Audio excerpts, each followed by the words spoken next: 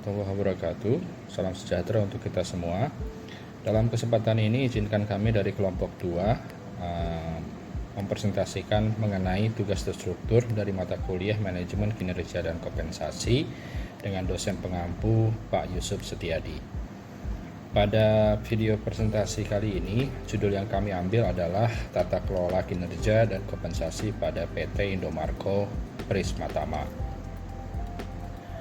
Nah, ini adalah anggota dari kelompok kami yang terdiri dari satu Sugeng Riyadi, kedua Sumiati, ketiga adalah Ida Ayu Putu Ita Fernitasari, dan berikutnya adalah dia Ayu Puspitasari, kemudian Ayu Maraatus Soliha, dan berikutnya adalah Andi Susanto, Sion Sinaga, Uci, Fahri Rahmat, Victoria Ladi, dan saya sendiri Bambang Kurniawan.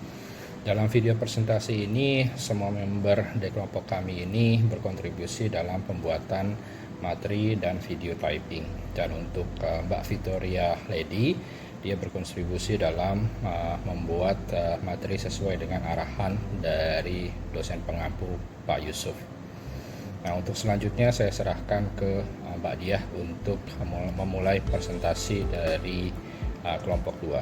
Terima kasih. Baik, terima kasih Kak Bambang. PT Indomarko Prismatama menggunakan strategi manajemen yang menghubungkan kontribusi karyawan dengan penghargaan yang diterima.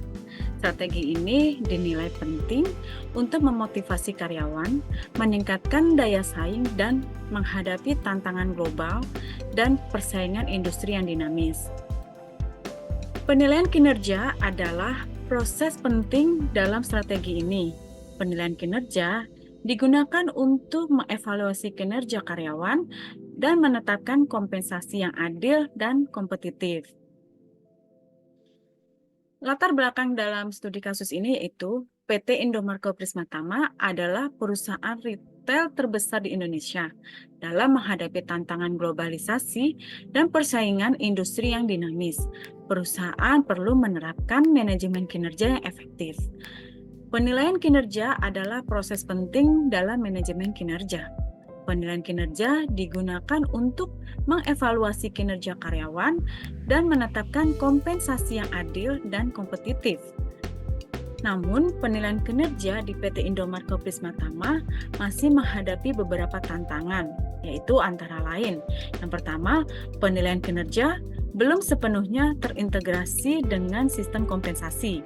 Yang kedua, penilaian kinerja belum sepenuhnya objektif dan adil. Dan yang ketiga yaitu penilaian kinerja belum sepenuhnya dapat mendorong motivasi karyawan. Untuk pembahasan selanjutnya akan dilanjutkan oleh Kak Andi Susanto. Terima kasih Kak Diah.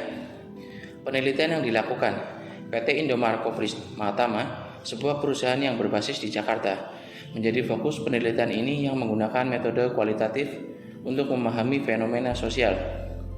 Metode penelitian ini melibatkan data kualitatif yang didasarkan pada metode penelitian kualitatif seperti data kualitatif, data deskriptif, data induktif, dan data inferensial. Data dikumpulkan melalui berbagai sumber, termasuk dokumen dan internet, untuk mengumpulkan informasi dan data untuk studi. Data ini juga membantu dalam memahami pelaksanaan tata kelola kinerja dan kompensasi di PT Indomarko Prismatama. Analisis data yang dikumpulkan melalui data kualitatif dan data yang dikumpulkan melalui metode kuantitatif dapat memberikan perspektif yang lebih holistik tentang pengelolaan kinerja dan kompensasi di perusahaan. Penelitian ini bertujuan untuk memberikan wawasan yang berharga tentang praktik manajemen dan kompensasi di PT Indomarko Prismatama. Dengan demikian, berkontribusi pada pemahaman tentang kinerja perusahaan dan strategi kompensasi. Penelitian ini juga bertujuan untuk berkontribusi pada pemahaman tentang kinerja perusahaan dan strategi kompensasi. Untuk pembahasan selanjutnya akan disampaikan oleh rekan kami, Kak Ida. Silakan Kak Ida. Terima kasih Kak Andi. Selanjutnya saya akan membahas mengenai hasil penelitian dan pembahasan. PT Indomarko Prismatama yang dikenal dengan merek Indomaret telah menegaskan dirinya sebagai jaringan minimarket terbesar di Indonesia sejak tahun 1988. Sebagai perusahaan retail, fokus utama PT Indomarko Prismatama adalah menyediakan produk kebutuhan sehari-hari dengan harga yang terjangkau sambil memberikan kenyamanan kepada pelanggan. Salah satu keberhasilan PT Indomarko Prismatama juga mencakup kebijakan kompensasi yang diimplementasikan dengan cermat. Dengan ribuan gerai yang tersebar di seluruh Indonesia, perusahaan ini tidak hanya memberikan akses pekerjaan yang luas dari perkotaan hingga pedesaan, tetapi juga memastikan bahwa karyawan menerima imbalan yang sepadan dengan kontribusi mereka. Keseimbangan antara tata kelola kinerja yang efisien dan kebijakan kompensasi yang adil tidak hanya menjadi dasar keberhasilan operasional perusahaan, tetapi juga memberikan dampak positif terhadap motivasi dan kesejahteraan karyawan. Terima kasih, selanjutnya akan dilanjutkan oleh Kak Sugeng. Terima kasih Kak Idayu. Selanjutnya kita ke tantangan yang akan dihadapi. Yang pertama adalah kinerja dan kompensasi, di mana kompleksitas menyusun sistem objektivitas untuk mengukur kinerja karyawan. Kemudian desain kebijakan kompensasi yang adil, menghubungkannya dengan kontribusi karyawan, dan menetapkan matriks evaluasi yang tepat. Lalu yang kedua adalah tantangan transparansi dan keadilan, di mana tantangan untuk memastikan transparansi dalam proses evaluasi kinerja dan penerapan kompensasi. Kemudian pemahaman yang jelas bagi karyawan tentang kriteria evaluasi untuk mengurangi ketidakpuasan dan membangun kepercayaan. Lalu yang ketiga adalah tantangan fleksibilitas dan adaptabilitas, di mana memerlukan fleksibilitas dalam tata kelola kinerja dan kompensasi dalam menghadapi perubahan strategis perusahaan dan dinamika pasar yang terus berubah. Kemudian tantangan yang keempat adalah resiko dan kepatuhan, di mana menangani resiko terkait dengan tata kelola kinerja dan memastikan kepatuhan dengan regulasi, dan meminimalkan risiko terkait manajemen kinerja dan kebijakan kompensasi. Lalu yang kelima adalah tantangan partisipasi karyawan, di mana meningkatkan motivasi karyawan untuk berpartisipasi aktif dalam program tata kelola kinerja. Kemudian mengenal keterkaitan langsung antara kinerja dan kompensasi, membangun budaya kerja yang mendukung komunikasi dua arah antara manajemen dan karyawan. Lalu yang terakhir adalah tantangan penilaian kinerja yang objektif, di mana tantangan mendesain sistem penilaian kinerja yang objektif dan dapat diukur dengan baik. Dan penting untuk mencegah penilaian yang kurang objektif yang dapat menimbulkan ketidakpuasan karyawan dan merugikan sistem kompensasi. Untuk selanjutnya akan dibawakan oleh rekan kami, Kak Ayu Maratus. Baik, saya Ayu Maratus Soliha akan menjelaskan tentang solusi dari presentasi ini. Yang pertama, mengadopsi teknologi dan alat evaluasi yang tepat untuk mengurangi subjektivitas dan meningkatkan objektivitas untuk menentukan imbalan karyawan berdasarkan kontribusi karyawan. Yang kedua, menyiapkan skema kompensasi yang jelas dan transparan untuk memberikan pemahaman kepada karyawan kepada syarat mendapatkan kompensasi secara adil. Yang ketiga, membangun sistem analisis market yang kuat untuk memperkuat fleksibilitas dan adaptabilitas dalam menghadapi perubahan bisnis. Yang keempat, melakukan audit rutin dan melibatkan tim kepatuhan untuk meminimalisir risiko hukum dan kepatuhan. Selanjutnya, memberikan insentif yang menarik untuk meningkatkan kinerja dan ownership karyawan. Yang terakhir, memberikan pelatihan khusus kepada manajer untuk mengevaluasi hasil kinerja karyawan secara objektif sehingga dapat merencanakan action dalam rangka perbaikan kinerja. Terima kasih atas penjelasan dari saya. Selanjutnya akan disampaikan dari teman saya. Terima kasih. Baik, nama saya Syun Sinaga. Di sini saya mendapat kesempatan untuk menjelaskan kesimpulan dari presentasi ini. Kompensasi adalah pendapatan yang berbentuk uang atau barang, baik yang diberikan secara langsung dan tidak langsung, dan diterima oleh karyawan sebagai imbalan atas jasa yang diberikan kepada perusahaan. Kompensasi terbukti efektif dan signifikan membantu dalam pengembangan perusahaan dan karyawan. Mencakup peningkatan produktivitas, motivasi karyawan, retensi bakat, dan menciptakan lingkungan kerja yang dinamis. Sistem yang transparan dan adil dalam menetapkan tujuan dan memberikan imbalan yang sesuai dapat memperkuat kinerja kolektif dan pertumbuhan individu, membentuk dasar yang kuat untuk berkelanjutan dan kesuksesan jangka panjang bagi perusahaan. Slide selanjutnya akan dijelaskan oleh Kak Sumiati. Terima kasih. Terima kasih Kak Sion. Selanjutnya yaitu rekomendasi. Outcome secara umum yang pertama yaitu mampu meningkatkan produktivitas dan juga kualitas kerja. Seperti mampu meningkatkan produktivitas karyawan melalui pengukuran kinerja yang terfokus kepada pencapaian tujuan bisnis.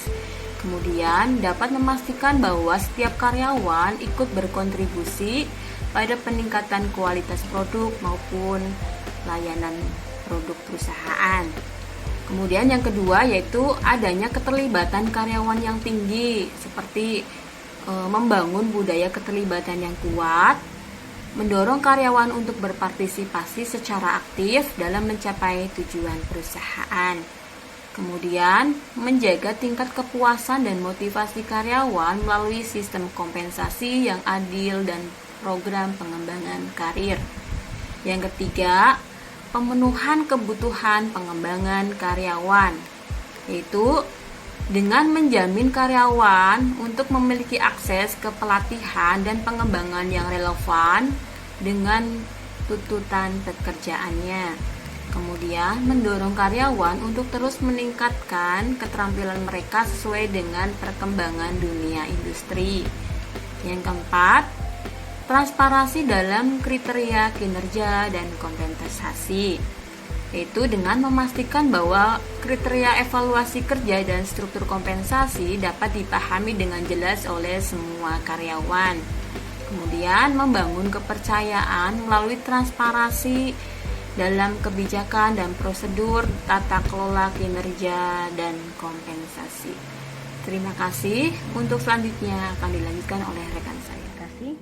Selanjutnya, outcome khusus, di mana pada outcome khusus ini terbagi menjadi beberapa poin. Yang pertama, implementasi sistem pengukuran kinerja yang terintegrasi, di mana pada poin pertama ini terbagi menjadi dua opsi, yaitu memastikan adopsi sistem pengukuran kinerja yang terintegrasi dengan tujuan bisnis perusahaan. Selanjutnya, menyusun matriks kinerja yang mencerminkan kontribusi masing-masing unit. Selanjutnya, outcome khusus yang kedua yaitu optimalisasi sistem insentif, di mana pada poin yang kedua ini terbagi menjadi dua opsi juga, yaitu merevisi struktur insentif untuk mendorong pencapaian target kinerja yang lebih tinggi.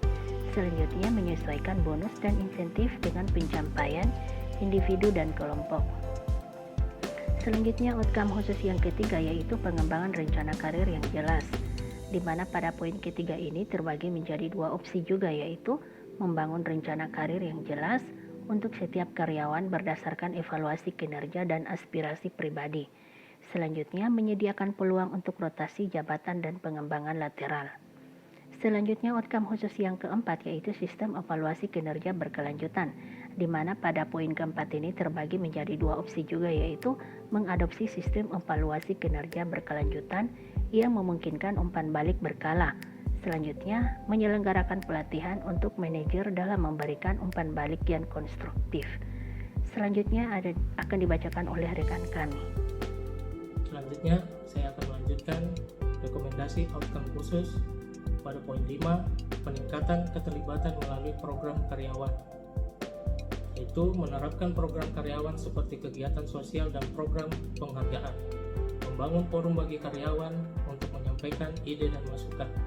Keenam, kajian rutin struktur kompensasi, yaitu melakukan kajian rutin terhadap struktur kompensasi untuk memastikan keseimbangan internal dan eksternal. Mengkaji paket kompensasi untuk mempertahankan daya saing di pasar tenaga kerja. Ketujuh, adopsi teknologi dalam pengelolaan kinerja, yaitu memanfaatkan teknologi untuk mendukung pengelolaan kinerja seperti manajemen kinerja berbasis cloud, mengintegrasikan solusi teknologi untuk mengoptimalkan proses tata kelola kinerja dan kompensasi. Demikian presentasi dari kelompok 2. Mohon maaf apabila terdapat kekurangan dan terima kasih atas atensi teman-teman. Semoga materi ini berguna bagi kita semua.